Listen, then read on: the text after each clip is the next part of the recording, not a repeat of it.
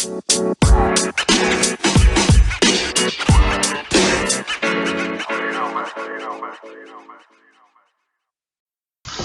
going on, people? Welcome to episode 22 of the Off the Ball podcast with me, your host, Chris LeBron. I got a special guest with me today, my man, Josh Jacobs. Yo, Chris, what's going on? Happy to have you on the show, my man.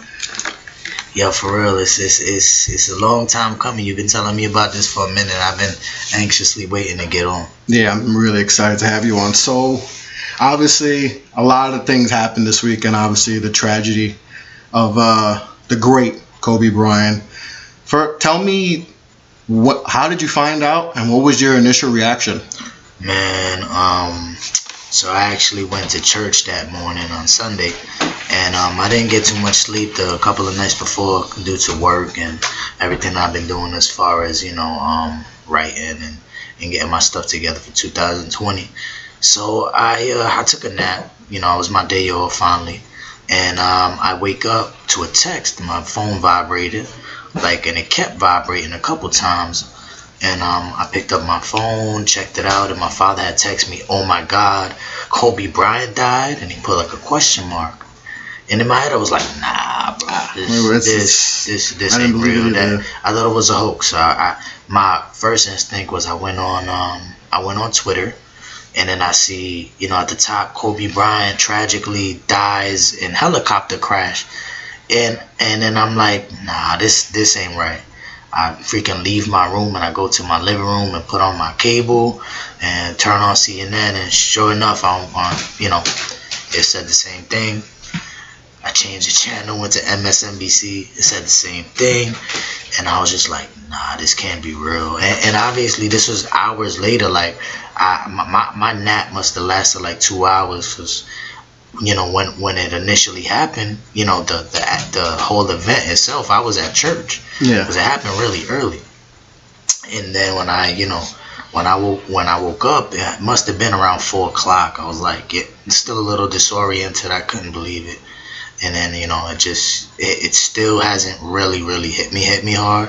Hard. It hit me hard as far as emotionally, but I still find it hard to believe, he's gone. Yeah. I mean, I found out actually we were sitting down and I'm on a wrestling fan group and on Facebook. Mm-hmm. And someone posted, Kobe Bryant has died. And I'm like, and I was gonna comment to the dude you're a big Kobe fan, so yeah. I know that for a fact. So I was gonna go and comment dude, don't post stuff like that. You don't die, people dying. But then I click on the link. I click on the link, and it directs me right to TMZ, their official page. Which I can't stand. Which I know they get a bad rap, but they break stuff. Even though how they break it, fast. They break stuff, and how they do it may be not more immoral, but it's a lot of the time it's true. It's true. Most times, yeah. And when they directed me right to TMZ's page, I was like, oh my God, this might have so for you did, I went right to Twitter and I checked MSNBC, CNN, and then little by little, everyone's tweeting, is this real? Is this true? Did this happen? Because I'm thinking, no, they got hacked.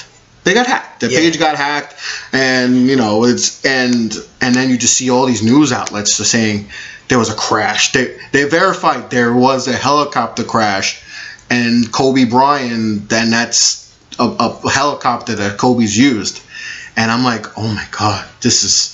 I remember just my whole body just getting really cold and this can't be. And then little by little, and I checked the Blue Mar. I want to see the verified, because you got to make sure it's verified people. Yeah. And I'm and then the verified people saying he was on board.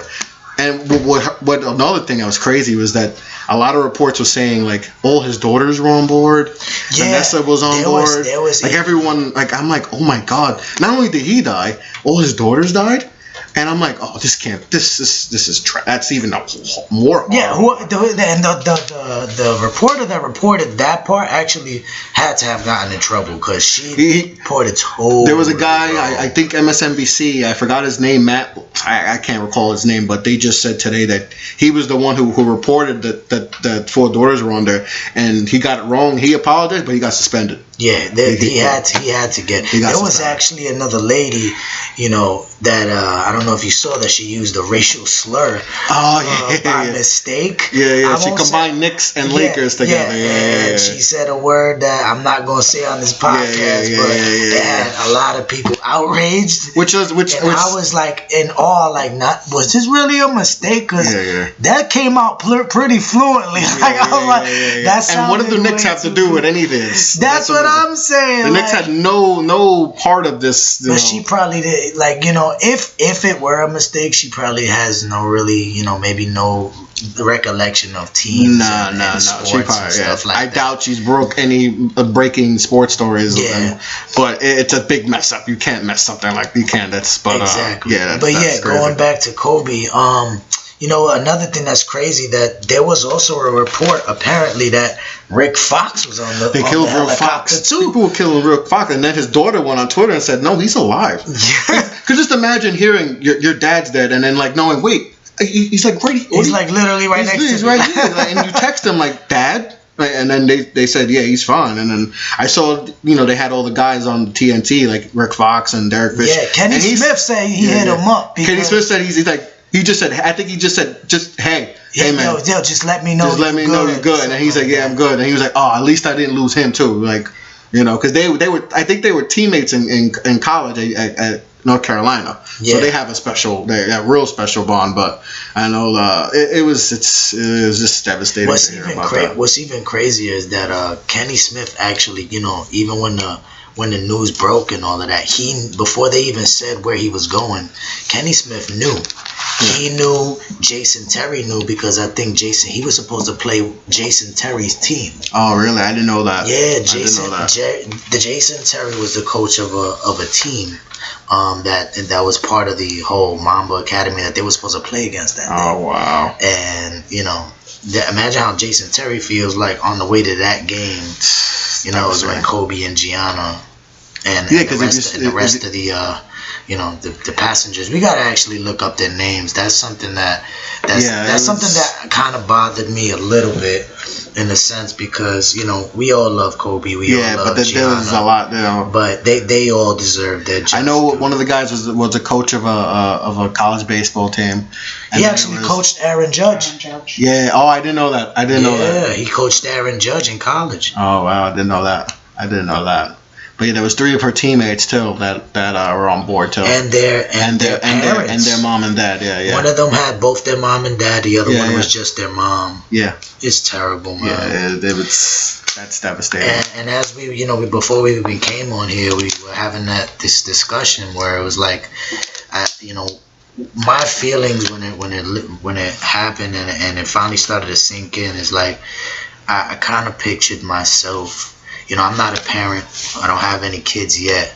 But I could only imagine being in that predicament in the helicopter when it's about to go down. Yeah. And, I'm a parent and my daughter's just looking at me. And there's nothing you can do. I'm holding her and there's just nothing I could do. Like, I just can't even and you've been fathom and you've been recognized as a Superman type. Like, you're indestructible. Yeah. Kobe Bryant. Like, but there's nothing literally. And your daughter's like your everything. Your kids are your everything. Being the type of father that he is just like, I can't even imagine. Yeah, it's still surreal that he's not here. To talk about him in the past tense it's still like, it don't feel right. Like, it just doesn't. It still hasn't hit. Like, I feel like he's just gonna pop up like, or tweet and be like, guys, I'm fine. Like, I just want to get away. Like, you wait, and like, I keep looking at his Twitter and his Instagram. Like, just post something, man. Just post something. Like, let us know you're good. And just knowing that he's gone. He's really gone. And it's crazy that they're showing all these images and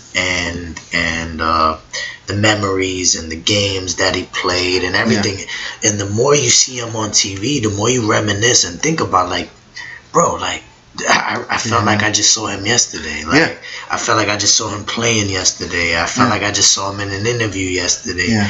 And it's still not sitting right. And I don't think it's gonna sit right with people for a long time. No. This will go down for me as maybe the worst sports tragedy. Maybe just tragedy. Period. Nipsey's, it comes to mind recently. Whitney's, I think of Michael Jackson. I remember where I was when Michael Jackson died. I remember that was the NBA draft in 2009 when Steph Curry. Yeah. And I remember having the plan to go watch the draft, and I actually was in the hospital for something. And I'm looking at my phone, and I'm actually like looking for the draft. Like, I'm want the Knicks to draft Steph Curry, and I'm like, I'm hoping he drops to the 8th. I'm like, oh, come on, man. And then literally, that would have been my glory. Yeah, but that's a whole nother. But I remember they showed on the TV, and they're like, Michael Jackson died, and I'm like, oh my god, that's crazy. And there's very few moments where a celebrity where you're gonna remember for the rest of your. I'm gonna remember for the rest of life where I was when Michael Jackson died, when Nipsey died, and when Kobe died. Those are just it's something about Kobe, Steph, that just hit me just super. I remember when it happened and just not talking to no one. Like, I was just like as if he was a family member, because we never met him. No, And boy, yet he was a part of our lives. Mm-hmm. We saw him from 17 years old, shooting air balls against Utah, Carmelo and Stockton, Utah, and to being, to dropping 81 points and winning 5 championships, and him and Shaq, and then the beef for him and Shaq, and then having some down years, and the whole thing in Colorado with the sexual assault thing. Everybody complaining about how he don't pass the ball. Complaining, and he wanted to get traded at one point. Yeah, he wanted to be gone. He wanted to go to Chicago, and then seeing him his last game score 61 points. Like, we saw the progression. That 80-point game. The 81-point game against Toronto. Yeah. And they won the game, and they were down. The people forget. They were losing by double digits, come back, and they win the game. And to see the progression from the 17-year-old kid that they didn't want to play initially because, Eddie Jones was there, and that was back during that time. Taking kids that young was like that. You don't do that, and if you do, they're gonna stay on the bench because they ain't taking no. Wow. Eddie Jones was an all-star. Eddie Jones was not a scrub. Eddie Jones was a very good player, and Jerry West. So, like, extremely good player, and like they traded Vlade, who was another good player, to get the draft rights to him, and to tell Shaq, who was a free agent, like, yo, Jerry West was like, yo, I got this kid. Like, Jerry West, it's almost like he had an epiphany once he saw Kobe. Like, he's one of the greatest basketball minds of all time, if not the greatest. Without question. I mean, look at the teams that he's helped develop. Between the Lakers, the Clippers, and the Warriors, like Memphis too, and Memphis, he's a genius, bro. Yeah, he's just. I don't think to find a kid like that. And even in the interviews after the tragedy, you see how much it kills him. Like, pain. A lot of men have an ability to contain themselves emotionally. And Jerry looks like one of those guys. Like, he looks like in tragedies he would usually hold himself together. But this is just a whole nother level. Like, each time I saw him, on TV, whether it was on TNT or ESPN or on CNN, he looked the same. His eyes were bloodshot red. Yeah. He had a hard time really keeping it together. He lost his son. Yeah, exactly. It's like he lost his son. Shaq's reaction is. I just feel. I'm just happy with the whole Shaq thing, that they were able to get that bond back, because it was ugly how it ended. It was very ugly. Kobe wanted him out, and they chose Kobe, which was at the time. People were like, you chose Kobe over Shaq? People wanted Kobe gone, and then Kobe went through some bad years, and people were like, see, and then Shaq wins a championship 2 years later with Wade, and people are like, this is what happens when you do that. Mm-hmm. And Kobe was bad. It was some bad, not statistically, but they weren't winning. Lakers weren't winning. Shaq's winning a championship, and then they had the back and forth beef and all that, and but then eventually to be like, all right, this is nonsense. It was ego. And even still, like years later, I recall a couple of months ago, Kobe did an interview, and it was on stage. It's kind of like an interview in front of a lot. They asked him a question about Shaq and about his work ethic. Yeah, he said he was late. And they said that had Shaq had the same work ethic as you, do you think that you would have won more games? And Kobe was like, if Shaq had my work ethic, we would have won more championships. Yeah. And Shaq kind of took that to offense, and then they were going back and forth on Twitter. Yeah. But I think at this point it was more like it was friendly banter, friendly like. Yeah, because you know how the media is, especially with sports. They amp I know what interview you're talking about, and it wasn't the way the media probably dissected it. It wasn't like how the interview. It was just like, if he would have worked harder, I think we would have won more championships. Which is true, right? If he had the same work ethic as Kobe.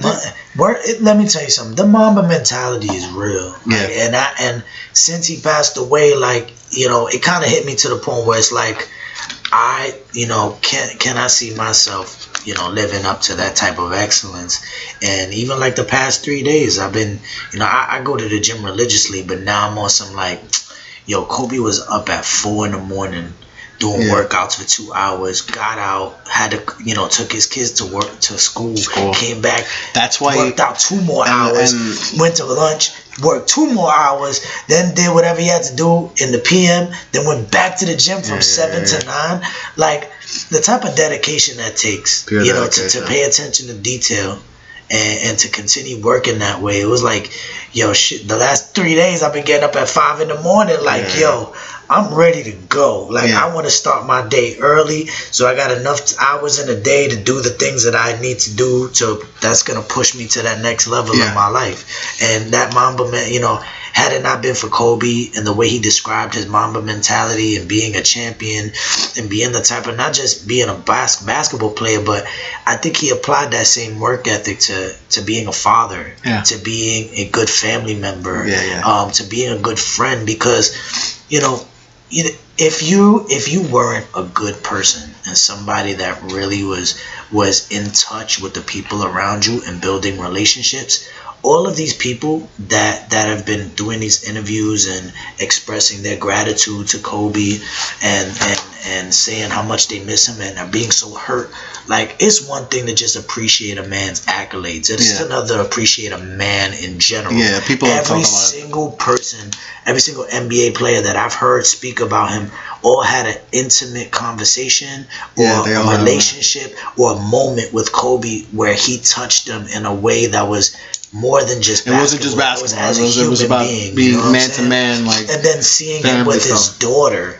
daughters, but especially Gianna, who, rest in peace, also is just that's it's a tragedy. That hurts.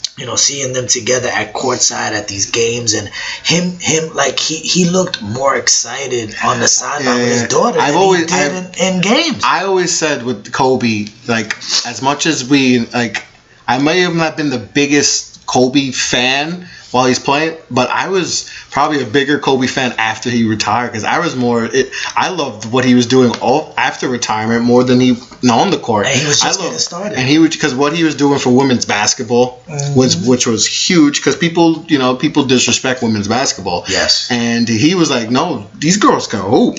And he's going to WNBA, and he's rocking WNBA gear at these games. He's sitting with his daughter, and he's like, yo, and then people are like, yo, you should have I remember he was on Kimmel, and he was like, I think it was Kimmel, and he was like, yo, someone told me, yeah, you need a son so you can keep the legacy. And then he's like, and his daughter was like, nah, I got this.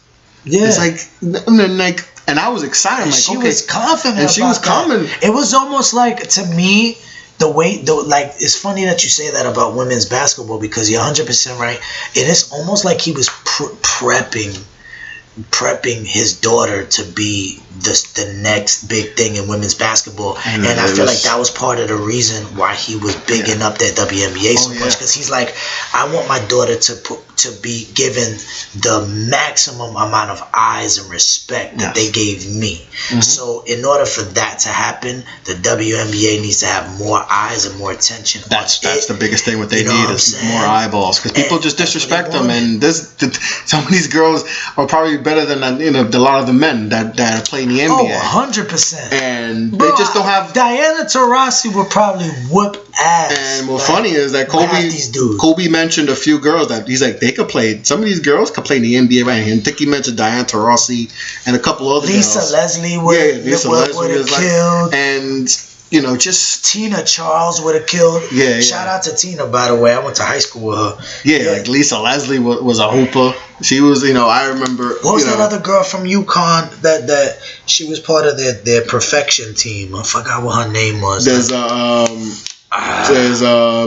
Sue Bird. Sue Bird was a beast. There's a lot of girls I can't think of the top of my name, but UConn had some. Yeah, but they never tuned into a lot of the games. But people didn't watch, and I felt like Kobe was going to, with his daughter getting, she was a hooper. She could ball, and I just, eventually her going to college, and she would have made women's college basketball even more interesting, because Kobe Bryant's daughter in college, and then to get to maybe the WNBA, he would have forced it. Would have been a huge. He would have made it. He would have, just the type of man that he was and the type of determination he had. He would have made it a goal to make sure that these WNBA games would at some point become prime time to watch. They'd be ESPN. They wouldn't be on ESPN 9.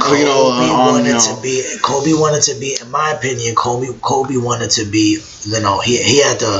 He had the mentality to probably be a billionaire. That was how much potential.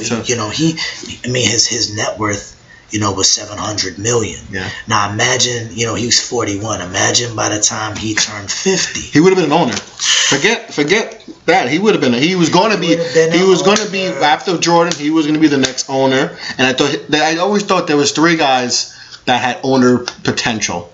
And I said it was Jordan, obviously, is one, but the other ones is Kobe and LeBron. And I think that, honestly, Kobe would have been a better owner than Jordan, because Jordan been in Charlotte forever. Because I love him. Jordan just has money. Jordan, people keep buying Jordans no matter what. So he's got endless money, and I just don't think that. And that's the thing. That's why I'm like, there's an argument to be said, but I don't want to do any arguments anymore between him and Jordan. I retired the arguments. It's no more. I'm done with that. Doesn't matter. I forgot Tyrann Mathieu, who plays for the Chiefs. He's like, yo, we used to argue about this for years. I'm like, I'm done with it no more. No more arguing, because it's garbage now. It's garbage. No more compare. Just appreciate greatness. Exactly. But I will say that when I see Kobe, it's like I see I see a businessman, and not to say that Jordan's not a businessman. I just think that we look at Kobe, to an extent now as like a Jordan 2.0. I think he would have did the same thing as a businessman in getting away from basketball. I feel like he would have took Jordan's influence and went past it. I mean, the man won an Academy Award for a short film shortly after his retirement. There's not a lot of athletes who have Oscars hanging around. No, it's not. It's unseen and unheard. That's the one thing I'm sure he bragged about, that Jordan's like, at least I got an Oscar. Yeah, bro, it's because how they were super competitive. And even so, even in the I think he also noticed the self-help and motivational area in business, and how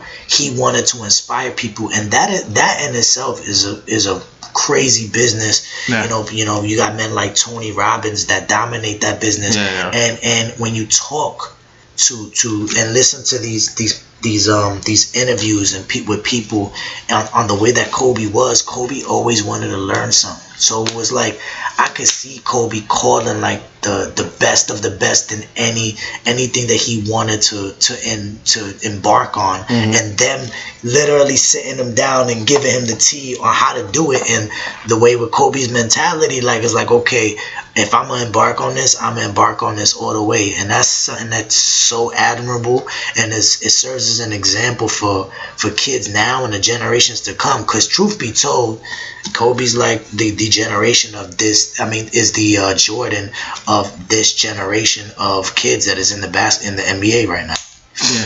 Yeah. I mean, he's our generation. For sure. I mean, like I said, we grew up. Like, we saw his whole career. Like, I saw bits and parts of Jordan's career. Probably the last 3 years I probably remember Jordan, and then when he came back in 2000 and the last 2 years. But Kobe's career, I know Kobe's career from start to finish. But the thing about for us is that I feel like we also saw some of Jordan's generation.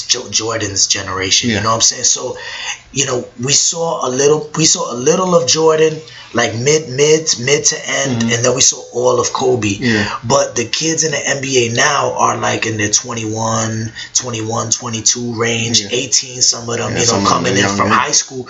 So it's like although they know who Jordan is, they didn't live through that time. No. So they look at Kobe as the way that some of the people looked at Jordan when he started. The way we look at Jordan is the way they look at Kobe. We looked at Jordan is the way they look at Kobe, like he's a god. So he was like their hero, and that's how much of an influence he had on this game and this culture. It's just insane. Yeah, it still doesn't feel right that he's not here, but he left He left an outstanding legacy for sure. Like on the world. Yeah. Not even he was a globe. He wasn't just domestic. He was a global icon. Global. 100%. Like he was everyone. No matter what country you go to, you say Kobe, you're like, oh yeah, I know who that is. Bro, I remember those. You remember those days? I used to do that, turn around jumper and scream out Kobe. Yeah. I think one of the saddest interviews that I saw was with Tracy McGrady. Yeah. And Tracy couldn't hold himself together. And why that touched me was because it brought me back. This is why, I was a Kobe fan in the first place. It brought me back to my childhood when one of my best friends, I wasn't the 100% Kobe fan. I liked Kobe, but I had a certain dislike for Kobe because I was a huge T-Mac fan. I was the same way. So I like T-Mac because everyone else liked Kobe. So I'm like, I had to be different. Exactly. I was like, man, nah, T-Mac's my guy. Y'all like everyone loves Kobe. I was like, even though I like Kobe. So you see how yeah. But I was like, T-Mac. I'm gonna make T-Mac my. Y'all like Kobe. I'm gonna like T-Mac. So that's how it was, and I remember playing 1-on-1 with my best friend at the park, and he used to wear his Kobe jersey. I used to wear my T-Mac jersey, and we used to pretend as if it was T-Mac versus Kobe and not Josh versus Pat. And it just brought back memories as a kid. And then once you got older and you noticed like the greatness that is Kobe Bryant, and that you can't help but to fall in love with his game and respect it. Like it's crazy. But even aside from that, just I think like we were talking about earlier, his second half, you just kind of really saw Kobe as a person. Yeah. And I think that's what made me love him even more, was just like the relatability that he showed late in his career, that people just wanted to know Kobe on a different level, because all we knew for years was his greatness on the court. But when you saw him with his daughters, when you seen his interactions now with people, because you remember back in the day, not a lot of players liked Kobe. Like even in his interviews, to a degree, he kind of seemed arrogant. Teammates didn't want to play with him. And I feel like Vanessa, it could be Vanessa. I think it was Vanessa's influence that kind of like calmed him down. Like, yo, be more personable. And having girls too. Humble yourself. Having four girls will definitely humble you. And by the time he retired, it was like he was a different person. Like I saw him in these interviews. He was more approachable too. A lot of people said he was more. You can go up to him more than when he was a player. Exactly. When he was a player, he was. I feel like when he was a player, he was so focused. And when you're like when you're like an athlete who's like to be great, you kind of have to be like that. You have to have that craze like mentality. Like it's ball. It's ball, ball, ball. I don't care about anything else. Yeah, and he came ball. from a generation where it wasn't about being friends. Like nowadays, Michael Jordan. Everybody wants to be cool. Yeah. Everybody wants to be cool. But he got with that each from other. Jordan. Let's go on the yacht. You know what I'm saying? And Kobe wasn't like that. Kobe wasn't like that. Like him, people like Vince. Yeah, I remember him and Vince used to get into battles on the court. I mean, when you listen to Vince has known Kobe since he was 15. Yeah. We knew Kobe since he was 17. He's been playing against Kobe since he was 15. Yeah. So they had that competitive edge against each other. To a degree, they hated each other on the court, but the minute they got off, everything was copacetic. Same thing with T-Mac. You know what I'm saying? Yeah, T-Mac was his guy too. Yeah, him and T-Mac became best friends. That's how close they were. T-Mac and they also had over his crib, son. Yeah. That's crazy. And they were both Adidas guys too. When Kobe was surfing, he was an Adidas guy before he went to Nike. Yeah. But also they I used to have the old Kobe's that look like moon shoes, bro. The Crazy Eights. Yeah, the silver I think ones. I have them in the closet. No, I think I have them in the closet. I love those sneakers. Yo, absolutely love them. I had a pair that were ugly as hell. They looked like they were silver and they looked like some moon boots. I had the blue, but they were so comfortable and they helped me ball, bro. They helped me ball. I love the Crazy. Those are the Crazy Eights are probably, along with like the Jordan 11s and 13s, are probably my favorite classic, my favorite shoes. But yeah, like, and it's crazy with the whole T-Mac thing. Like I remember growing up and having arguments who's better, and like I said, since everyone was calling Kobe, I was like, man, no, T-Mac's better, blah blah blah, and this and that, and just seeing like, I wish T-Mac would have stayed healthy. Like, I think they could have had a Bird Magic type rivalry. Yes. Because I agree. Because their battles were T-Mac had bad knees and a bad back, bro. Yeah, I wish he would have stood healthy, because they had battles, and they would have had more battles if he was healthy. But yeah, man, it's I was looking. I like I said, I look forward to his second chapter of his career. Like when, like I said, winning an Oscar. I mean, that's in his first year of retirement, he won an Oscar. You know, no matter what, people are like, oh, but it was just, no, you won an Oscar. I don't care. He has an Oscar. Yeah. Okay. Now there's no athlete. I don't know any other. Maybe I'm wrong. I don't know any other athlete. It was really amazing. The short film was amazing. It was It's tremendous. And just everything with the Mamba Academy and just everything he was doing. I was more. Like, I was just more of a Kobe fan after. Like, I was like, yo, what's Kobe gonna do now? Like, what's, with all these ventures? Is he gonna go? He's producing movies now. He's trying to get into all. I'm like, like I said, with the women's basketball, he was just doing his second career was better. It was gonna be better than the first. And his basketball career is as good as it can get. He won 5 championships, MVP. He 20 years he played. He even contributed in the Celtic Laker rivalry when Ray Allen, Garnett, and Paul Pierce were together, and then he got his revenge the next year. Like, 2 years later, he got his revenge. Story, Yo, he had in essence, he had a storybook career, bro. Yeah. Like, when you really look back at it in retrospect, he had a storybook career that not many professional athletes can really. And all with one team. Yeah, all with one team. That doesn't happen in ball. Shout out Eli. But even you look at Eli, he didn't get to end his career the way he wanted to. Yeah. Kobe ended his career winning, dropping 61. Yeah, I only say that, shout out Eli, because I can really show a very high degree of respect for somebody who is able to stay with one team and be loyal and be like, you know what? Even through the BS, through the hard knocks. Because listen, it's not all easy. But he did his thing. He ended gracefully, just like Kobe did. 60 point.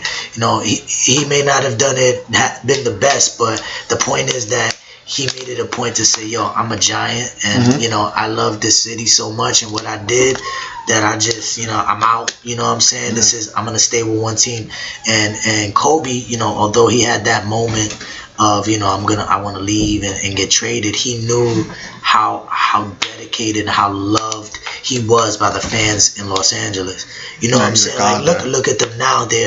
these fans are still posted outside the Staples Center a week later. Yeah. Dedicating their time, their prayers, their energy to showing you love and giving you appreciation for what you meant to them. Like that's something that give it a week, give it two. I think these people are gonna be mourning for a while. That's how much that he meant to them. And these are people that he never probably even met. And they're still there. Like, yo, we rocked with you. You gave us the most incredible memories of a lifetime. And it's just amazing the amount of love that somebody can garner just from being themselves, one, and displaying excellence and hard work ethic. It's insane because he gave it all. He gave it all he can on the court. I remember when he tore his Achilles, and any other player I know, if I tore my Achilles, you could carry me off the court, I'm not coming back. And he's like, nah, let me shoot these free, and he made them both. He made both the free throws. Playing with a broken hand. He had that warrior mentality, and he could have easily left. And he hurt his shoulder too. Tore rotator. He got a torn rotator cuff. He never let nothing stop him. And then you still put up 60 on your last game. 61, yeah. And I remember him and Shaq, they were talking on TNT, and Shaq was like, "Yo, I need you to give me 50, dog." He's like, "Man, I'm too old for that. I can't do that." And I remember I didn't think anything of it. I was like, and then when he starts going off, and I remember like, yo, Shaq was like, "Yo, give me 50." And then he got the 50. I was like, and he kept going because he got the 50.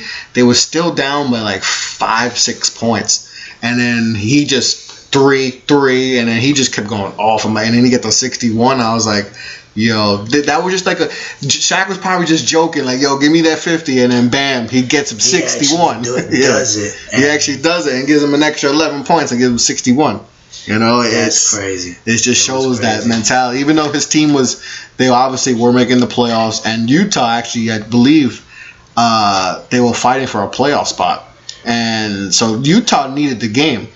They needed to win that game to get to the playoffs. Yeah, but you know what I did hear, that Gordon Hayward was when Kobe was taking those last foul shots, and I think it was somebody that said it. It was one of the commentators. Yeah, it was Mike Tirico. Mike Tirico said that when Kobe was shooting those foul shots, Gordon Hayward really wanted Kobe to get that 61. I believe he did. That last he may have not have played as hard, but very true. He might have won, because there's a part of you like, yo, that's Kobe doing nice right now. No. I think that's true, but I really think that Gordon Hayward respected Kobe so much that he wanted him to get that glory. Yeah. Because if you look at him at the foul line and you look at the footage, when Kobe shoots that shot, Gordon steps in front, like as if to say, if this comes off, I want Kobe to get this ball back and shoot it. Like he don't want nobody contesting. And if it's true, I am not mad at that.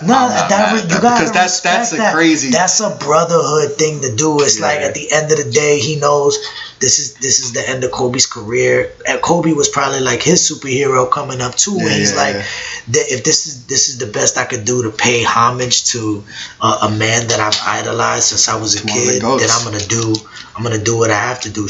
I would do the same thing for any idol that I have. If I'm on the court with somebody that I idolized and he's about to retire, that's the ultimate display of respect and like admiration for somebody. Like, yo, I'm gonna let you do this because you deserve this moment. You deserve this. And I think that's admirable. That shows how much of a brotherhood the NBA really is. I mean, look at these.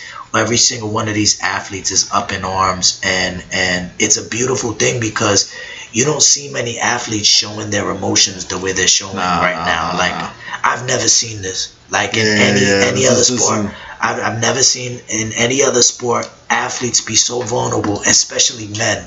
You know what I'm saying? These are grown men crying on live TV in front of live audiences because, they're not afraid to show how hurt they are. You know what I'm saying? We as men, we tend to internalize our sadness and not want to display it to the world because we feel like it makes us look some type of way, weak, or whatever. And in all reality, when something like this happens, you want people to understand the hurt that you have in you, because you want them to know how much of an impact this really had on them. You know, it shows that they're human. It shows that these men have emotions, have empathy, have compassion. You know what I'm saying? And it humanizes them to the point where us as fans can relate to them and feel their pain. And I think that's something that's going to be great for the NBA moving forward. Yeah, I mean, I've seen some very tough guys in the NBA. Like I saw Steven Jackson break down. He's one of the toughest guys because he was in the same. They played in a McDonald's All-American game together, and he has a podcast, All the Smoke, with Matt Barnes, and he was one of the last people to have that I've seen on like an actual conversation, like a podcast with him, and that was just a few weeks ago that they dropped that podcast. I mean, really, look at Shaq, bro. Have you ever saw Shaq cry? That's a big man, bro. Yeah. That's a man's man. And I've never seen that man ever show any ounce of, that dude's happy all the time. He's always, he's always about his business. He's always trying to make somebody laugh. He's always very entertaining. But I've never seen Shaq in that light before. And it killed me. I was like, yo, if Shaq could be hurt like this, shoot, I could only imagine, everybody else in the NBA that knew him knew Kobe like he knew Kobe. They must be a wreck. Yeah, I even saw like Neymar, the soccer player. He made a little tribute to him when he scored a goal, and he put this 2-4 up, and they're tributing Kobe right now on Golden State game, but It was global. Like Neymar Jr. I saw, football players were, guys are playing in the Super Bowl, and they're playing the biggest game of their lives right now in a few days, and they're showing their emotion about Kobe. It's imagine Marv Albert. I haven't even heard much from him. Yeah, Marv called a lot of his big moments. Oh, a lot of big moments. Mike Breen, he was they did the Knicks game a few nights ago, and Breen was with Clyde, and he broke down. He's called finals. Yeah, he's called finals. He even was as emotional and as blunt to say, like, I don't even know why I'm here. Like, he said it. He didn't want to do before the tip off. He's like, I don't even know why we're here. I don't know why we're doing this. Like, because how can somebody even conceive, doing this right after somebody so yeah, I had an issue with the NBA playing on that, because there's a lot of people that would say, well, that's what Kobe would want, and I'm like, but this is a whole different thing. This is the same day, hours after he passed, and we're gonna play a basketball game. Like, it's kind of hard to to do that. I can understand maybe because of scheduling, and it's going to be hard to book arenas. Like, I mean, and I get it, but I also just don't think it's out of respect. Bro. I just think for the respect, they should have just wait the next day if you want to play games. I mean, even but so, that day is I don't think they should have played. Even so, like I feel like anybody who said that they should have played, I don't agree with them. I don't agree with that because people are saying, oh, I don't think this is what Kobe would have wanted. I don't know Kobe that well, but we don't know what Kobe would have wanted in a situation like this. You know what I'm saying? And he might have said you play, but you don't. So you want to show a degree of respect towards a man like that in a situation like this. Yeah. But not just him, to the families, other families that were lost. Because, like I said, it's not just about Kobe. There was 8 other people who lost their lives too on that helicopter too. So it's just to show respect to everyone who passed away, not just Kobe. I know we focus a lot about Kobe, but there was 8 other people that passed away too. Yeah, I mean. I think we just looked up some stuff. I think you should it would be cool to give some of these people their life. Yeah, we know Kobe obviously died. Gianna, his daughter, which is that's the blow. I can only imagine just those final moments. I don't want to imagine, but I can only imagine.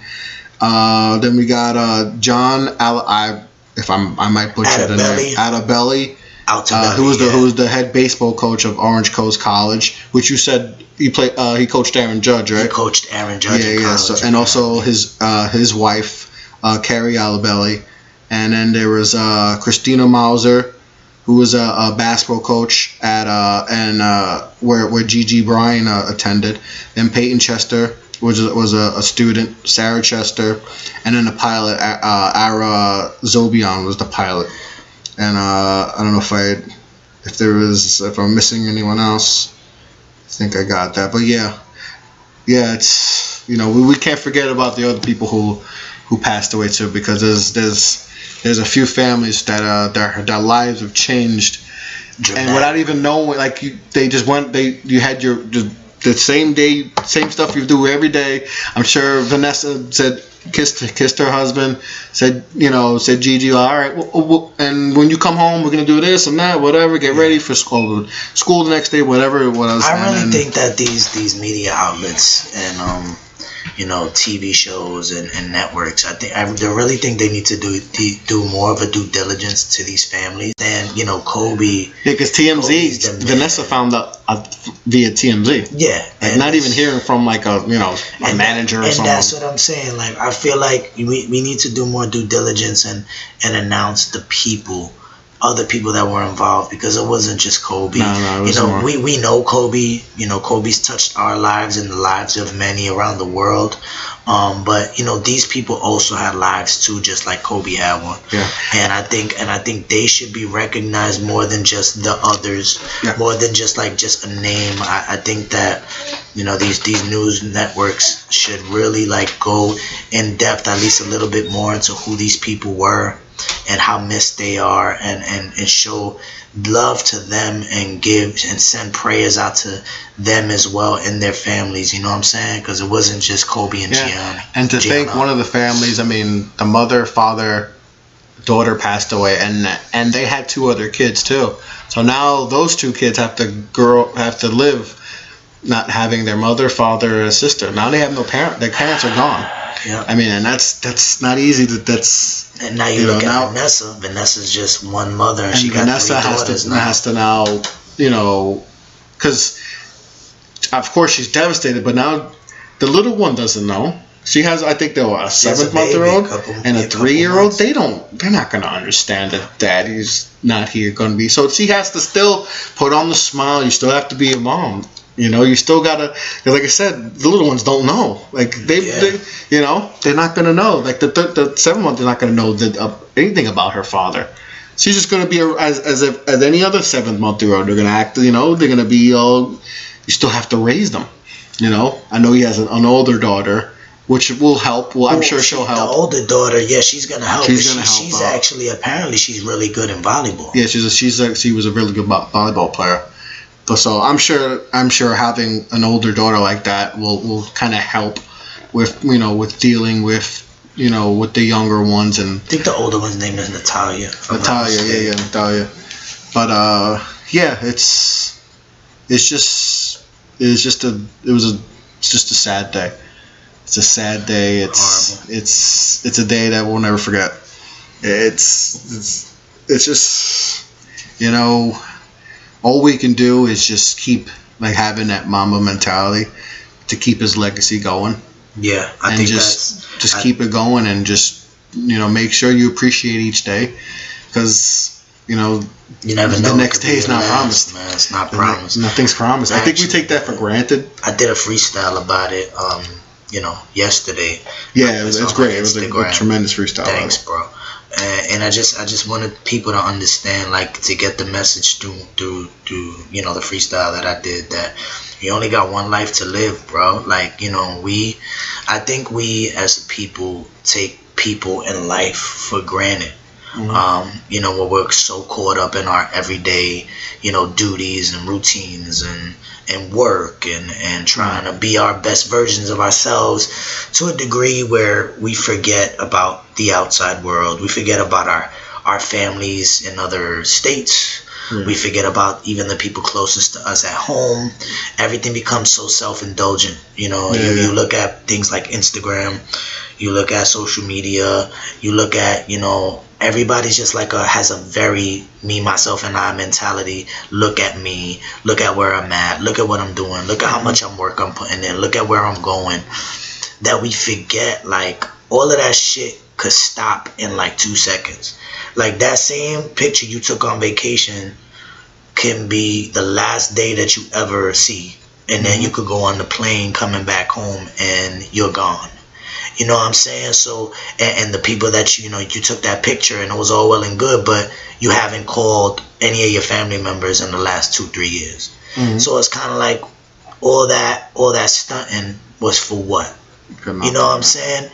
That we got to be aware of who, the people around us, who we love, cherish them, hold them close, because we never know when they're going to be gone, and vice versa. Like, we never know when we're going to go. So we got to live our best lives, and love each moment, stay in the present, not worry so much about the future, not stress so much about the small stuff, because the small stuff is exactly what it is, small stuff.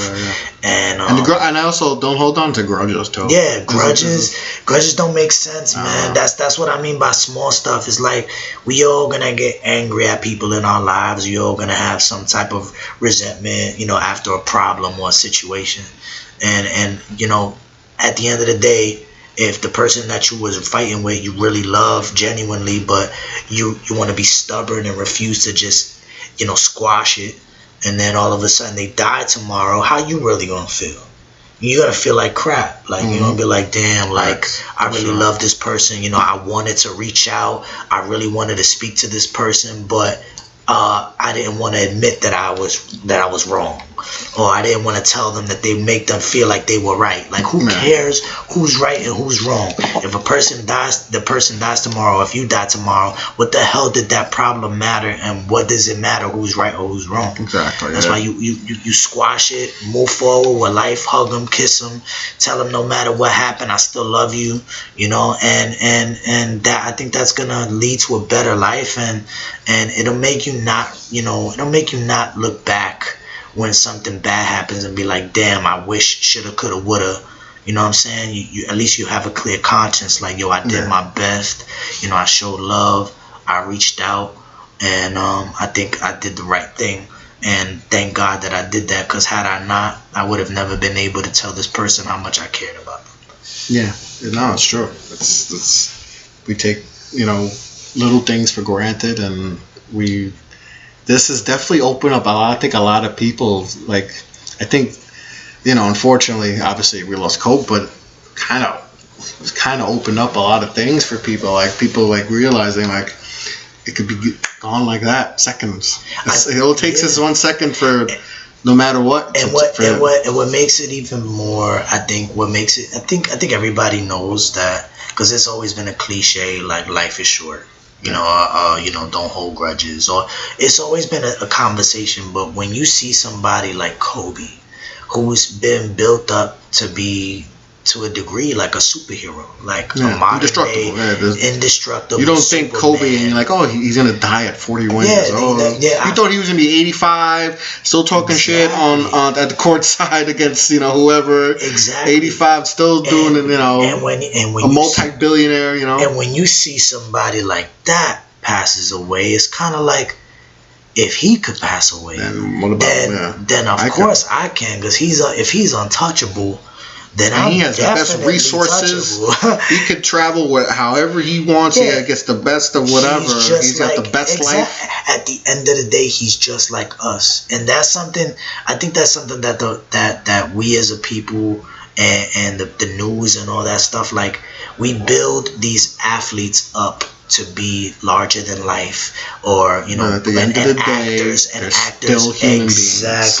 Actors, they may have billions of dollars, 80 cars, that's what I mean. 3 houses. You preaching, because that's just certain things you can't. They're still human. We still got the same 2 feet, 2 legs, two arms, whatever, like whatever constitute a human being. Whether I'm not saying every human being, there's human beings who don't have some of those things, but like, you know what I mean, like we are all human beings, regardless of whatever the case may be. We all put on our pants, we all wear our shirts and our sweaters. We all wear articles of clothing. This is what we do. We're human. So it doesn't matter the amount of money that you make more than the other person. It doesn't make you any more or less human than the next person. It's just they live a different life than we do, and that's okay.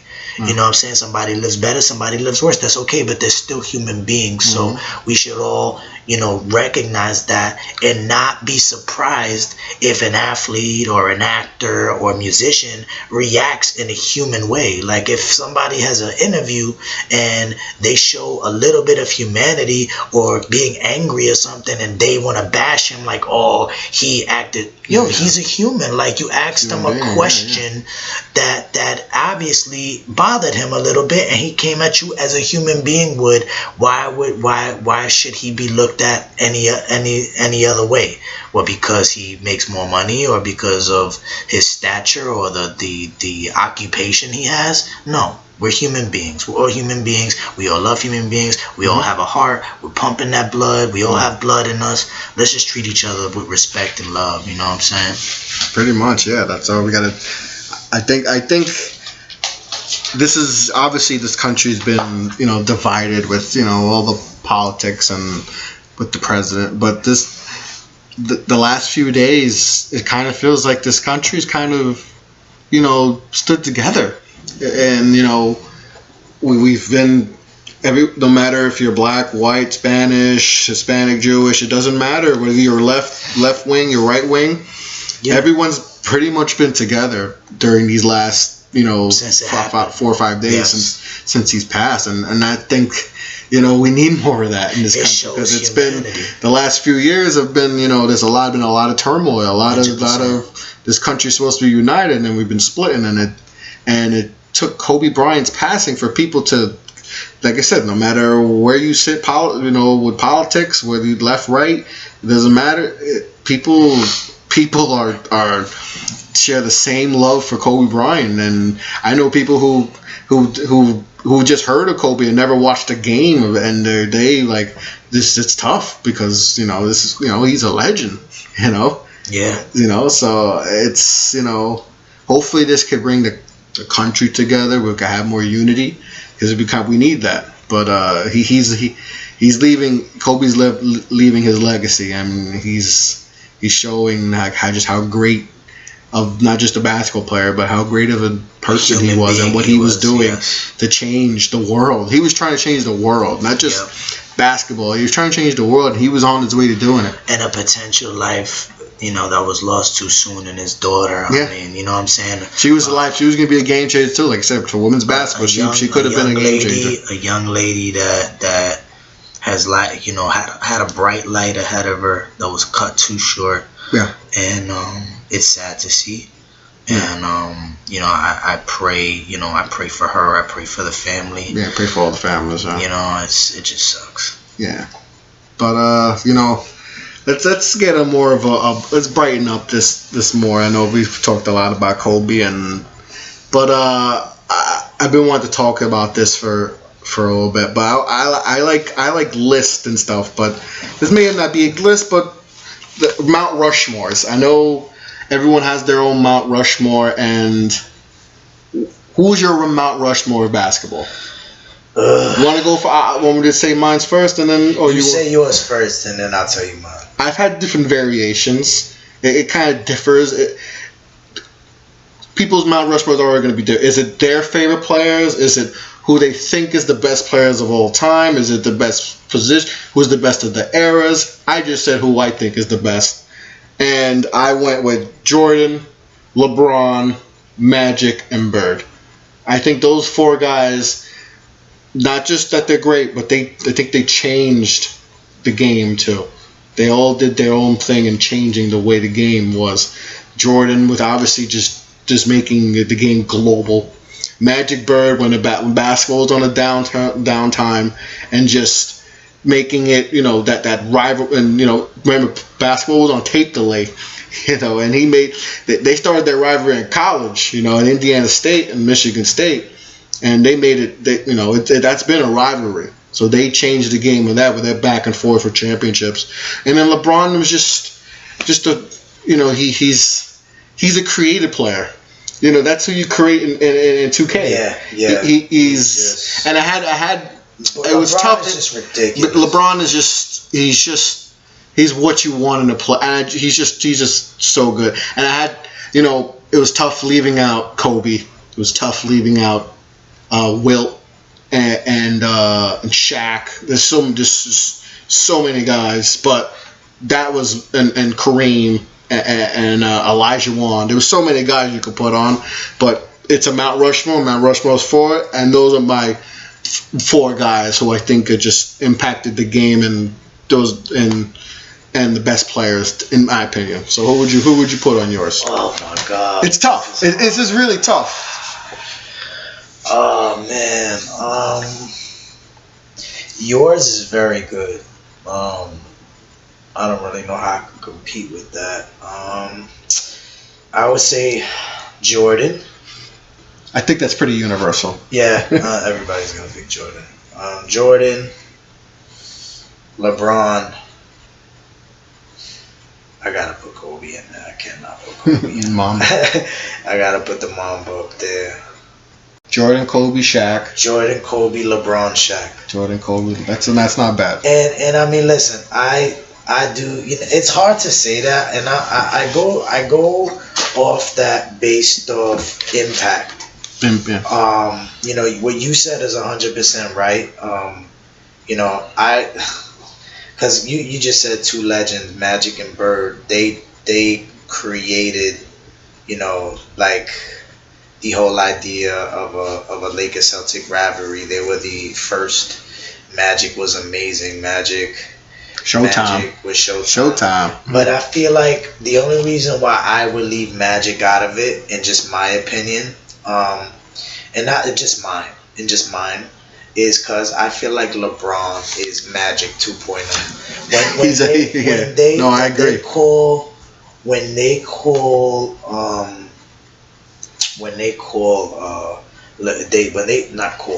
talk about LeBron and Jordan in comparisons, to me it makes no sense. No, because they're not anywhere near the same realm as far as body type, as far as the way they play. The only person Jordan should be compared is Kobe. Is Kobe. Kobe's the only one. Exactly. And it was like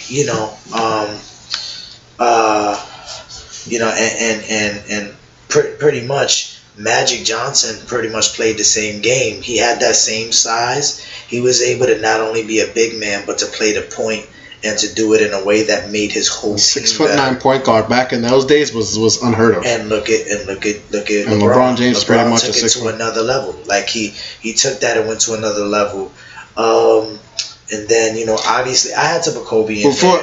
LeBron James is like, he's like a mixture of Magic, Scottie Pippen, and Carmelo all built into one. I think that's a pretty good analogy. He's like a super hybrid. Yeah, like, but he also I think he has more finesse than those two as well.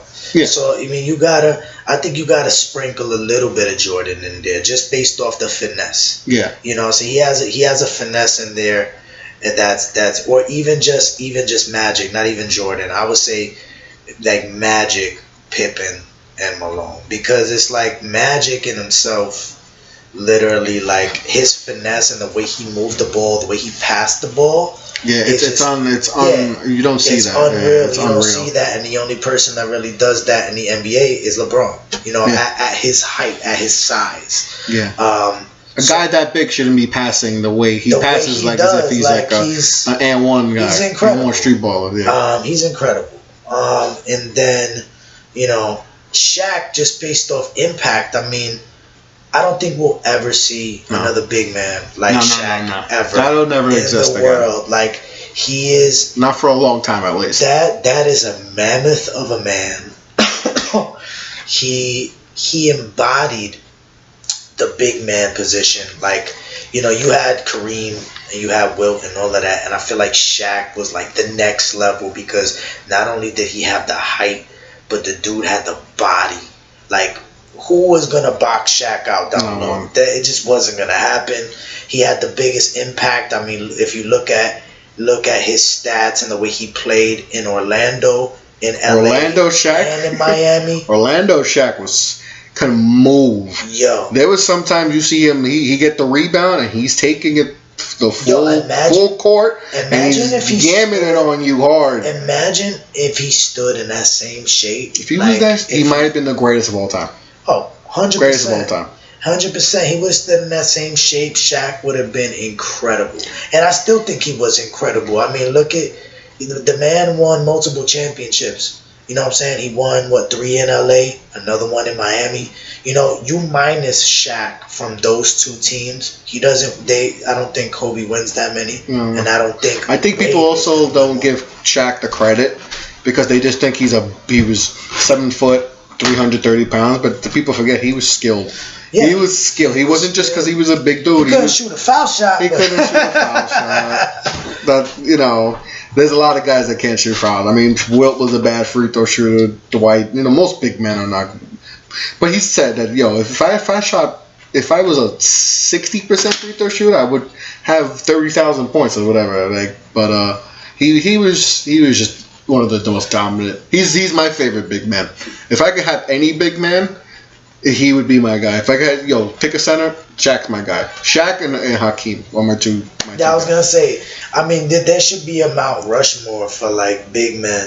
But you could do a Mount Rushmore for each position because it's so hard to say, who's better, Shaq or Kobe? Who's better because they're completely different players. They're completely different players. You can't say which is better. Like you know, if I did another Mount Rushmore, you know, and I had to take away 2 people from the Mount Rushmore I just did, without a doubt, Magic and Bird will be on there. Yeah. You know what I'm saying? I mean, they're the legends that really started it. You know what I'm saying? Like, they're the legends that started the legendary. But you could also do eras. Like, you could do who's the best. You could do a Mount. There's so many variations. I mean, you could do the best of the 70s, the 80s. You could do the 90s with the 2000s, Frazier, like 2010s. I mean, we're in 2020s. 2010s. LeBron would probably be on 3 decades worth of but there's just so many variations. But imagine if you freaking put LeBron James, to play back in the day. He'd probably be the greatest player of all time. LeBron James would be great in any era. I think there's a misconception that, he wouldn't be able to play in the 90s. I'm like, he would dominate the 90s guys. Well, I think I will say this. He wouldn't last as long. He would have been roughed up. He wouldn't have been driving the lane. Michael Jordan only played 14 seasons. Let LeBron James play against the Knicks in the 90s. Longevity. He would have got slapped coming down the lane. He would have been. His prime wouldn't have been as long. Yes. He still would have been a great player. He would have got roughed. Because look at Jordan played, I think, 16 years, but 14 years, I think, 15 years in the league, and he retired twice. 3 times. He retired 3 times, but 2 times before he was in his prime, he retired. So it showed that it took a toll on. Yeah. And Jordan, if he didn't retire, he probably has he's probably all-time leading scorer of all time. Because he missed years where that's trying to play baseball. But and then he missed a couple of years trying to play golf. And yeah. But but that's a good Mount Rushmore though. Because Shaq's most dominant big man of all time. There's no big man that could come close to him. Yeah. And then obviously Kobe's the greatest. He's the closest thing to Michael Jordan. How come nobody puts Charles Barkley in that conversation? I think people with Charles obviously it's the championships. It's hard to put someone on Mount Rushmore who doesn't have the championships. Mm-hmm. But it doesn't take away. I mean, he was an MVP. Yeah. He's one of the greatest players of all time. But he was just in the wrong. It's like Karl Malone. Karl Malone's second all time scoring. Nobody cares. Because guess what? Imagine if Pistol Pete Maravich actually lived longer. Yeah. It's Yeah, I think he would have been crazy. I always love just looking back at the history of the game and just seeing all the like how would Wilt averaging 50 and 30, how would he do in the 90s, going against big men. Because in his era, he had Russell. He had Bill Russell. That's another guy you could put him. I can't believe I forgot Bill Russell. You could put him on trial. You could put him, yeah. Yeah, on would Bill Russell have won as many championships for the Celtics had he played in the 80s and 90s? Yeah, because that was a whole different era of basketball where there wasn't as many teams and there was free agency wasn't the same with player movement. The players, just the talent, the skill level. Let's face it. That era, they were just starting out. They were just starting to feel out. I wouldn't say they were the most skilled of basketball players. Yeah. It's it was easy for him and Wilt to just go and average, dominate. They were so big. Wilt was just like, come on now. Swat. He was like he was playing against his little kids. Like, oh, yeah, exactly. And that's the thing. Like you remove that. You remove that 100-point game. Kobe becomes the number one. Yeah.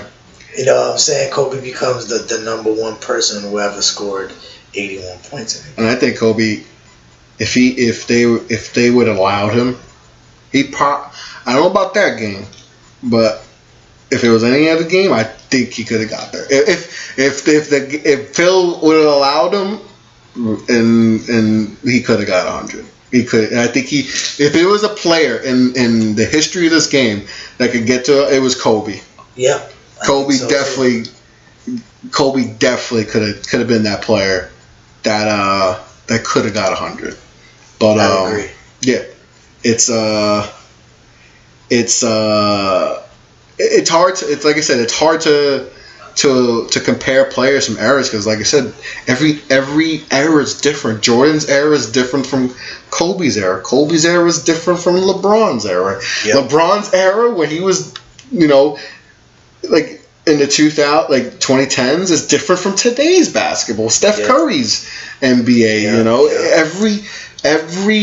every era is different. That's why it's so hard to compare. People be like, well, Jordan didn't play against the greatest guys. Well, I'm like, I had arguments on Twitter about that. I'm like, Jordan, I mean, yes, it wasn't, yes, Jordan, when they showed a 2-minute clip of Jordan going against scrubs. I'm like, you could do that with LeBron now. Yo, Larry, come on, bro. You could do it with any era. Larry Bird went against scrubs, Larry Bird went against Dr. J, He played against Larry Bird, Magic Johnson, John Stockton, Karl Malone, Clyde Drexler.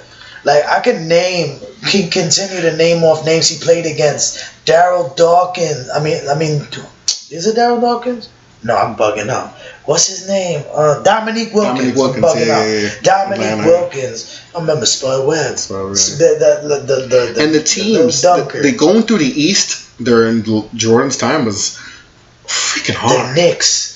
But forget about before that. Larry Detroit. Johnson. Then Boston. He couldn't get past those teams. Isaiah Thomas. It was hard for him in the beginning to get, and then eventually he figured it out. He figured it out, and he beat both those. He beat Boston, and he beat Detroit. He finally got past Detroit, and that's the famous picture when they beat Detroit, and you just see Isaiah just walk right past him. And I was over there beating. Bro, I could continue to name names. But you know what's great about Kobe is Kobe went against prime Jordan. And went against prime LeBron, prime D Wade, everyone in their prime. Yeah. He went against a lot of great players in prime Vince Carter, prime Tracy McGrady. So that's why you could put him in the mount because he went against everyone in their prime too. Yeah. And he still flourished. He still killed. And he still was considered the best player during Kobe from once Shaq left. So you say 2004 to like 2009, 8. He was the best player in the league, and then it became LeBron James took that mantle and has been the best player for the last 10, 11 years. But Kobe he was the king. He was the king for 5-6 years, where he probably should have won more MVPs too. And but that's a whole. They gave it to Steve Nash and all, But yeah, I mean. you know, went against Dirk Nowitzki in his prime Dirk, prime KG, prime Tim Duncan. I mean, Kobe. People don't the West when Kobe had to go through some teams in the West too.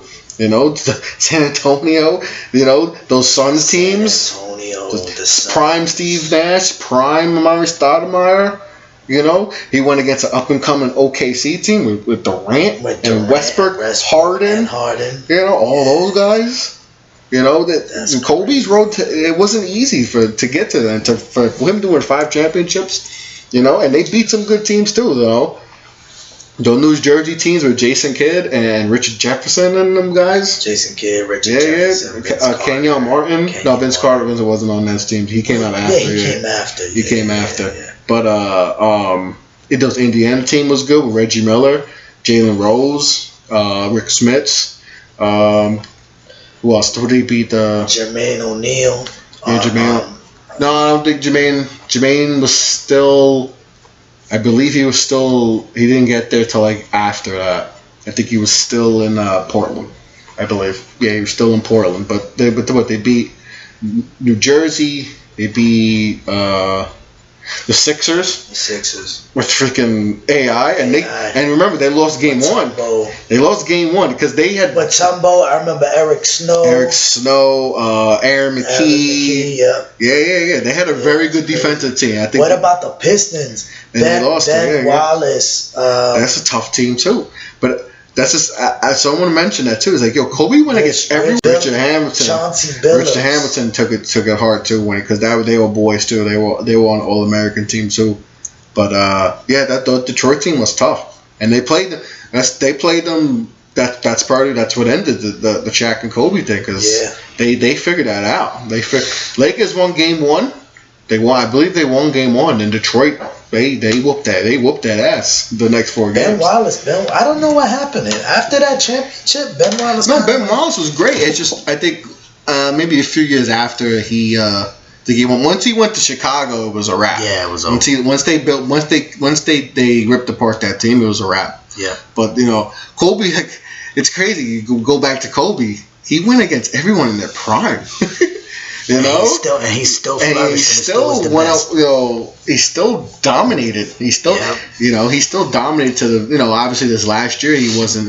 He was not the same player, but to go against all those guys that we just listed off. That's impressive. It just keeps adding to that legacy we keep talking about. The Kobe Bryant it just adds. It just adding. You can keep going. It just continues, and but I know you didn't want to talk about them, but I'm gonna bring them up. Oh God! I know you didn't want to bring them up, so we have to because you are a fan of this team, I believe. Are you still on the boat? You still a fan of them? Bro, I'm off, bro. I'm off. No, you can't. I'm over this. I know they hurt your heart.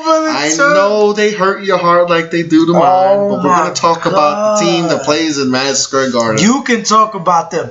I'm just keeping quiet because if I talk, it's not gonna be good. All right. So we're gonna talk about it. Let's talk about the team that plays in New York. Let's talk about the team across town. The Brooklyn Nets. No. Yes, them. Yeah. I'll talk about them.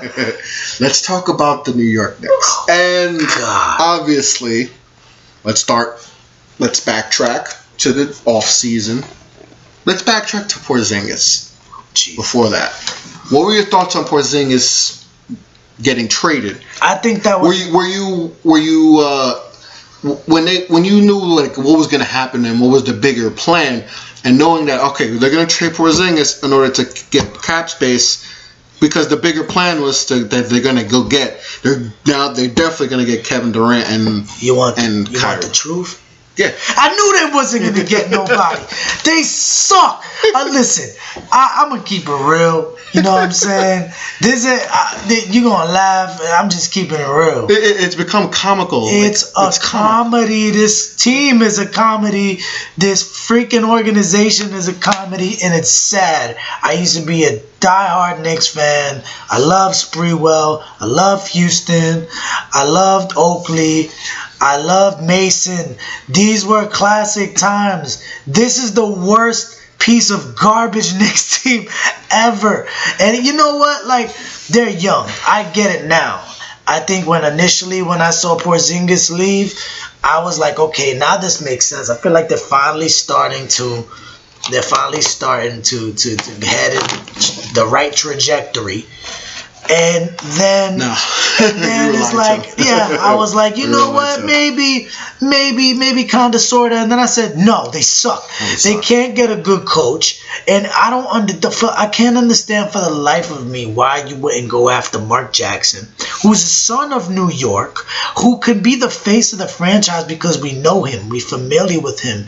He was part of the reason why the Golden State Warriors are who they are today. Yeah, he built them from the ground up, and Steve Kerr just was like, okay, can you just give me that for a second? Let me show you what to do with this.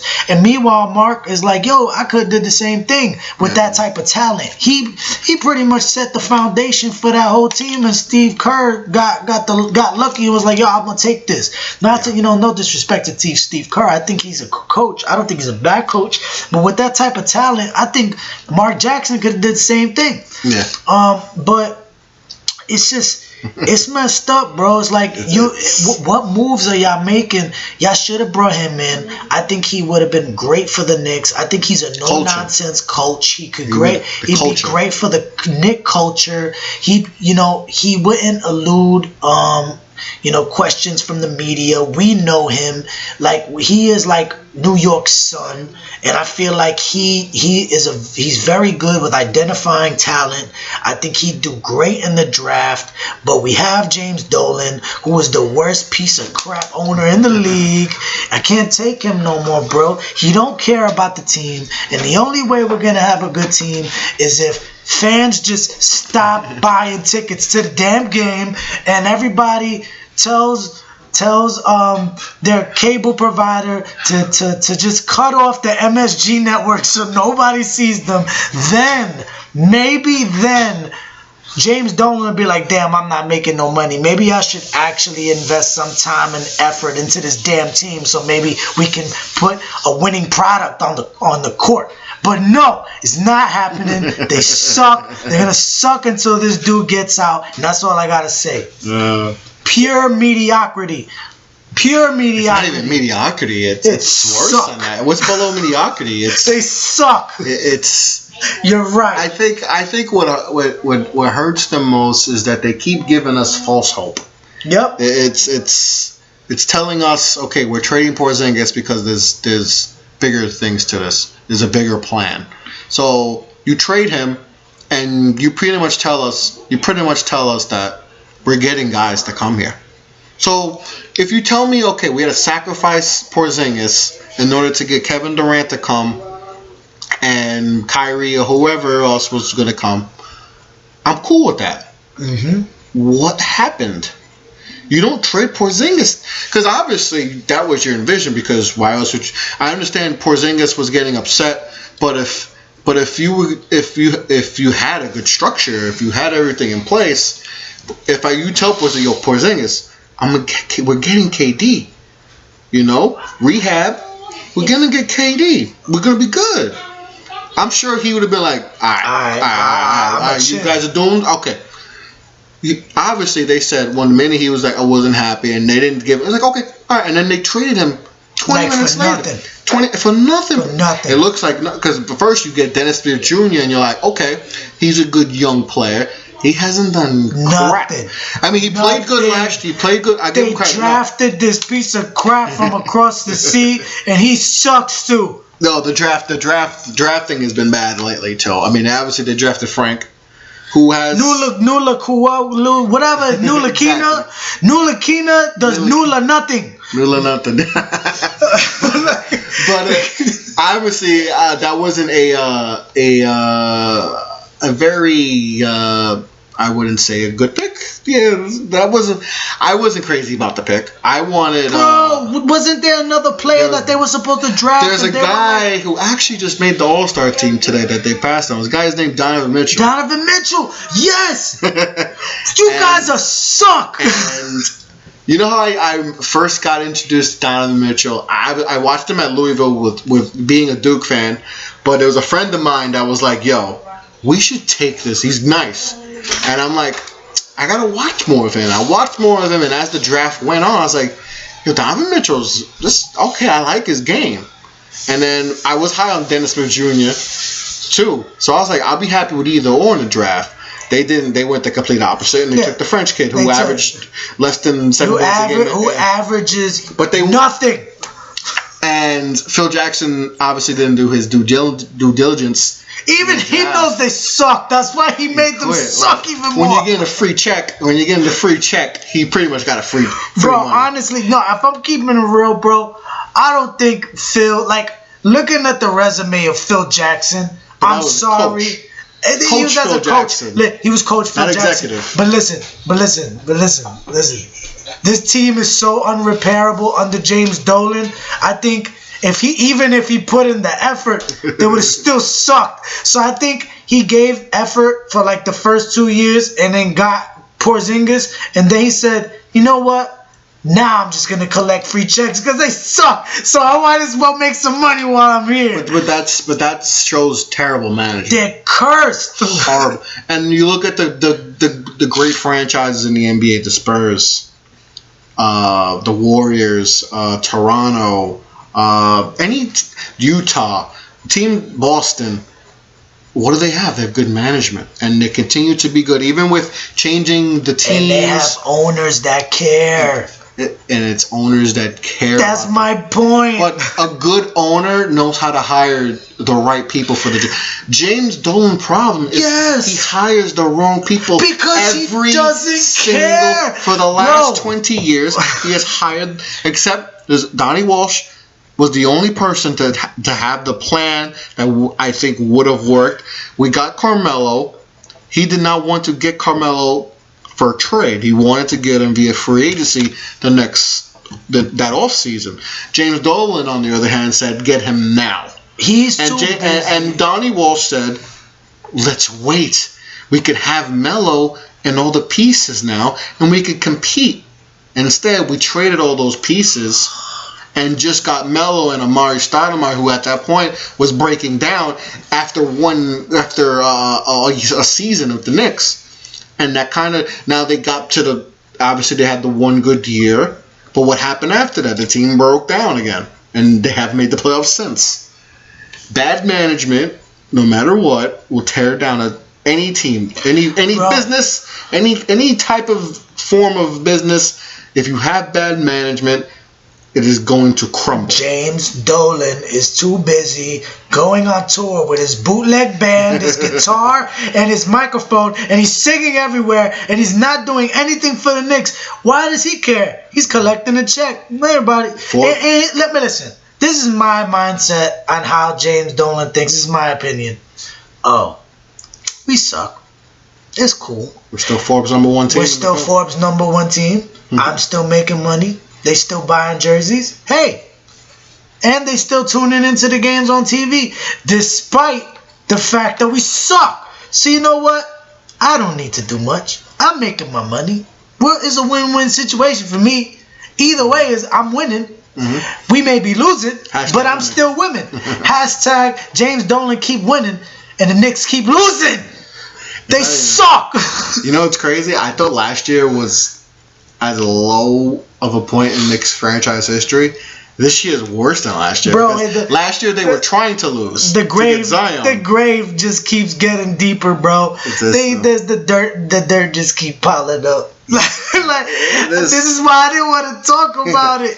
Because then I get emotional, and I emotional to the point where I just can't stop laughing because, listen, I grew up a Knicks fan, and I really don't want to laugh. But at this point, it's comical.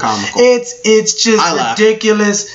I'm a Brooklyn Net fan now. Yes. You want to know why? Because I'm done with this whole crap that is on my doorstep. This burning piece of dog doo that's on my doorstep that we call the Knicks. It is horrible. They are a train wreck that has happened already. You know that saying, they're a train wreck waiting to happen? Mm-hmm. This train been left the station. It's burning. There's mad gas on it. The gasoline is making it into a freaking the biggest fire in the NBA, and I'm just tired of it. I'm done. Kevin Durant, please come back so I can watch something that's worth watching.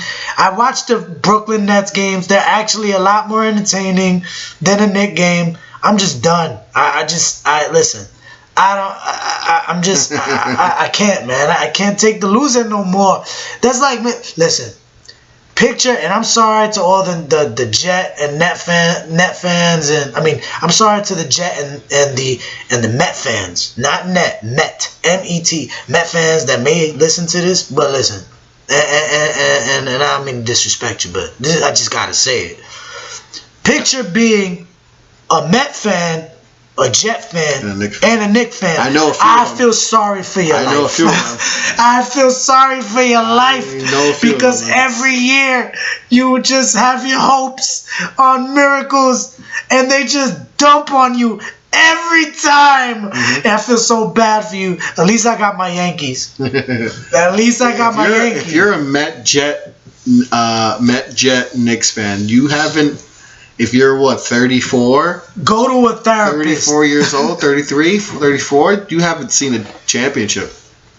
I mean, the Mets have been to the World Series. The Mets are the last team out of those three to win a championship. The Mets have been there twice.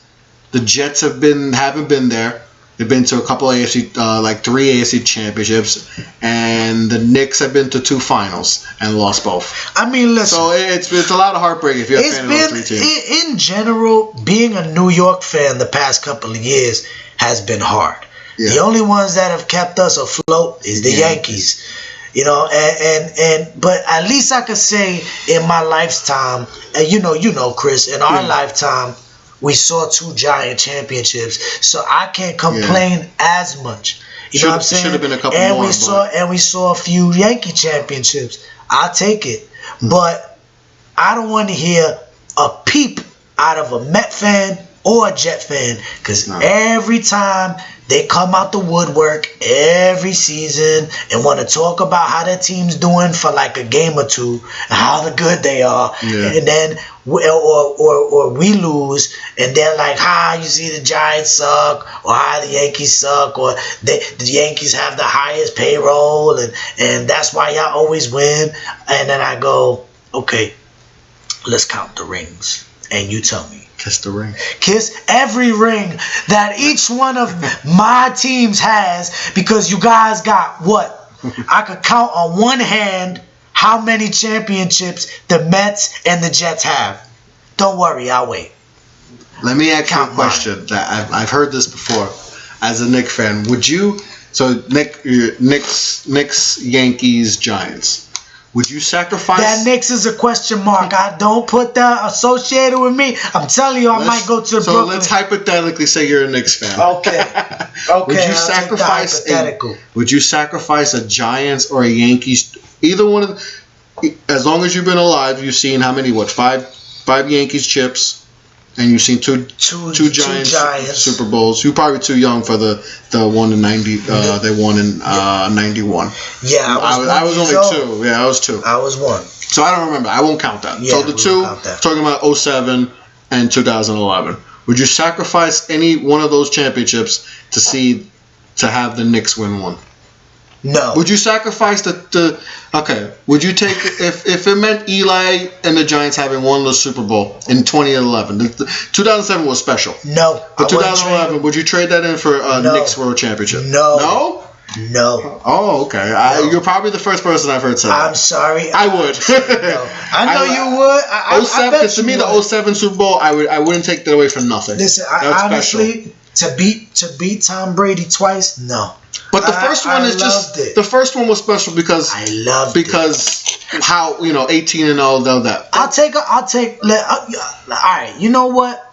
I'll minus. How about 09? I'll minus a Yankees. 09. Would you take away 09, the 09 Yankees championship to take a Knicks championship? Yeah. Because 09 doesn't. It was the first one they won since 2000. So that was a 9-year stretch, but. 09 is special, but if it meant not winning that one and the Knicks winning a championship, let's say in the next 3 years the Knicks are going to win a championship. You take away 09. Did you do that? In the next 3 years, you know, in one of the next 3 years they'll win a championship. You take away 09. No. No? I can't answer that question right now because of how much I hate them. But like, you have to get, you know, I can't, man. If I would do There's nothing more that I want. I've seen every single one of my. I've root for Miami Hurricanes football. I saw them win a championship. It's been a long time, but I've seen Duke win a national championship in basketball. I've seen the Yankees win 5. I've seen the Giants win 1. There's one team that I will cry if they win a championship. The Knicks. And it's the Knicks. I would cry too. I cried when the Giants won the last I'm still crying right now. I'm crying. This is tears of I'm crying sadness. of frustration. My crying is of anger. I am an angry crier. I think I would sacrifice one of those championships for the Knicks. I think if the Knicks were to win a championship, this city would be. I think this would be the most impactful championship in New York. All jokes aside, besides maybe the Jets winning a championship, no. But I think the Knicks because the Knicks are more. I mean, obviously with this Brooklyn plays in New York, but they just got here. But if the Knicks to win a championship, the city would go absolutely crazy. The city would go nuts, but it's not going to happen. It's not going to happen. Not anytime Unless soon. Unless we get Giannis 2021. Come on.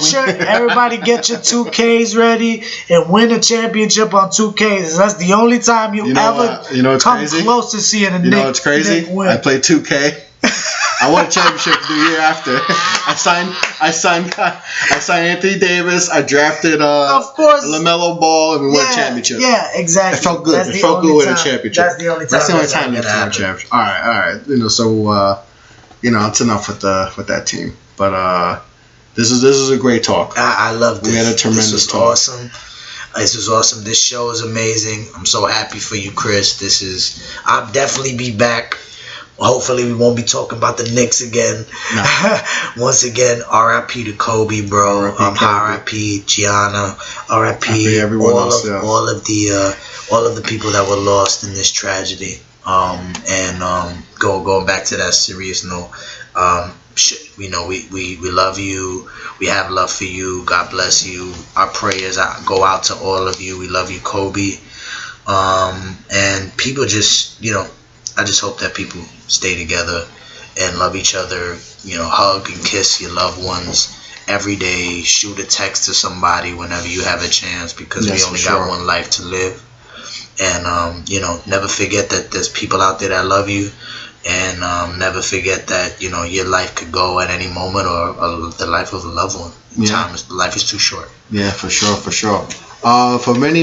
people that don't know, my guest Josh is also a hip hop artist. So, Josh, you want to tell them anything about your music and all that, where to find you and stuff? If they want to listen to you. He's a tremendous artist. I'm not just saying that because he's my friend and all that. No, he is really good, guys. You should really go listen to him. He's very talented. Yeah, thank you so much. I appreciate you, Chris. You be big bro for that. You always been big bro anyway. You got my niece. Yeah. But yeah, so my name is Josh Jacobs. For those of you who don't know me, if you want to follow me on Instagram, follow me at Who Is Josh Jacobs. On Twitter at Who Is Josh Jacobs. YouTube at subscribe to Who Is Josh Jacobs. SoundCloud at Who Is Josh Jacobs. Spotify, just search Josh Jacobs. Apple Music, search Josh Jacobs. I'm pretty much everywhere. Check out the music. Let me know what you think. It's been a blessing coming on this show. I wish this show nothing but health, wealth, and success. And I hope that we continue to get those listeners for you, bro. I'm glad to be a part of this. It's really, I'm grateful to even be on this show. And I look forward to being on here again, bro. Yeah, man. I appreciate you being on the show, man. And hopefully we're going to have you on soon again. And like I said, we won't be talking about that team from New York. No. Like I said, then I walk off.